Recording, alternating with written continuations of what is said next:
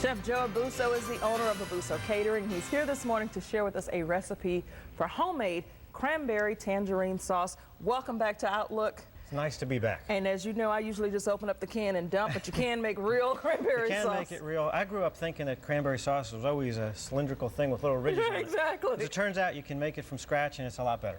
And so you've got the water boiling here. What we're doing here today? All we're doing is we've got a pot, a little bit of water.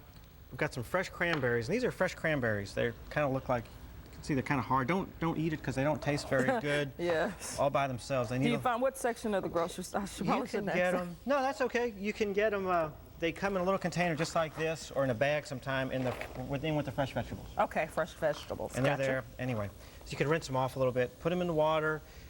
Just so it's a little different, I put some seedless tangerine sections in there. And you just pouring it all in there together? I'm just literally together. dumping it in. And I'm going to show you where this stuff comes from in a minute. Some grated horseradish, fresh horseradish root. Does that add a tang to it? It does. You know what horseradish tastes like when you have it in a baked potato or a steak? It's the same exact flavor. And then some zest from the tangerines.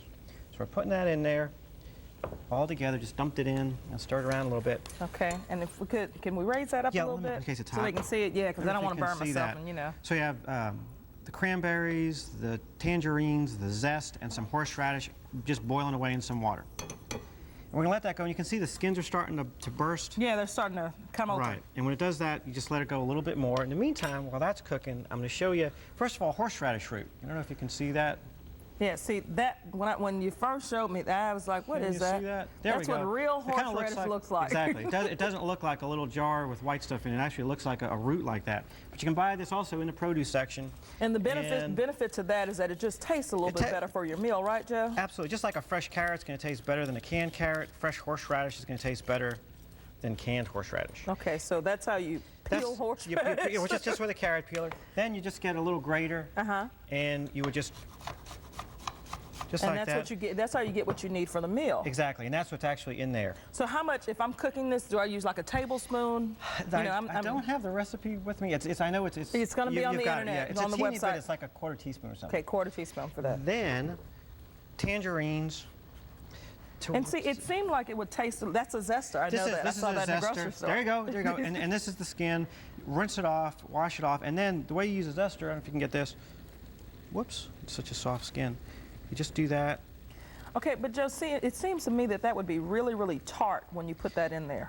It's actually, if you want it, kind of take a whiff. No, you don't have to taste it. I'll take a whiff. I'm not going to taste it. It's real fresh. It's real nice. Yeah, and it is kind of tart. But it's funny you should say that, because the next ingredient we're going to put in after that cooks a little bit is sugar. God. Quite a bit. Yeah, but that is quite a bit of sugar. Cranberry sauce is always sweet. It's supposed to be sweet. Right. So that's what makes it sweet. So that's how you get your sweetness. Yeah, from sugar. Because you're adding a lot of sugar to that.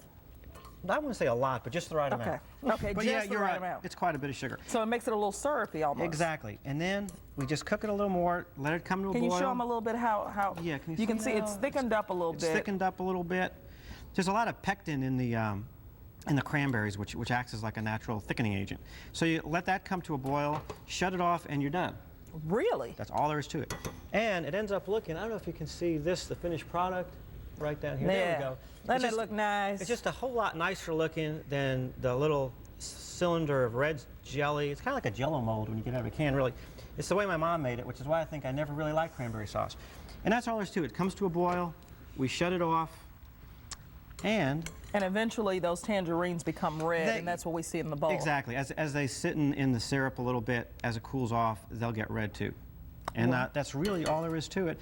And between the sections of the tangerine, the horseradish, the tangerine zest, it's super fresh, real bright. Even though there's a lot of sugar in it, doesn't, cranberry sauce out of a can, sometimes it just tastes like bad Jell-O almost.